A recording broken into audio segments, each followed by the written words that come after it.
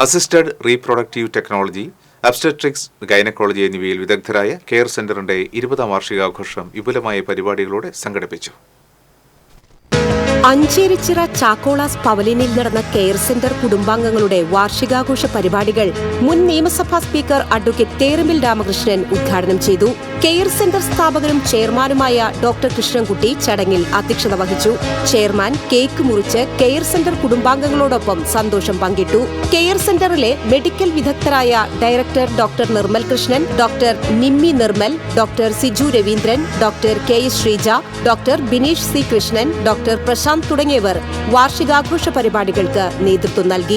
വാർഷികാഘോഷത്തോടനുബന്ധിച്ച് വിവിധ കലാപരിപാടികളും അരങ്ങേറി. അത്യാധുനിക അസിസ്റ്റഡ് റീപ്രൊഡക്റ്റീവ് ടെക്നോളജിയിലൂടെ പ്രതീക്ഷയും സന്തോഷവും നൽകി എണ്ണമറ്റ കുടുംബങ്ങളുടെ ജീവിതത്തെ മാറ്റിമറിച്ച സ്ഥാപനമാണ് കെയർ സെന്റർ. കൃത്രിമ പ്രത്യുൽപാദന ശാസ്ത്രത്തിലെ അധികായനായ ഡോക്ടർ കൃഷ്ണൻകുട്ടിയുടെ ദർശനപരമായ മാർഗനിർദ്ദേശത്തിൽ സ്ഥാപിതമായ കെയർ സെന്റർ വന്ധ്യതയുമായി മല്ലിടുന്ന വ്യക്തികൾക്കും ദമ്പതികൾക്കും ഇന്നും പ്രതീക്ഷയും വെളിച്ചവുമാണ്.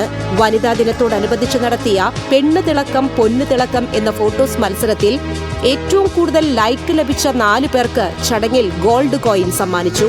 കൂടാതെ പരിപാടിയിൽ പങ്കെടുത്ത മുഴുവൻ കുട്ടികൾക്കും സമ്മാനങ്ങൾ നൽകി.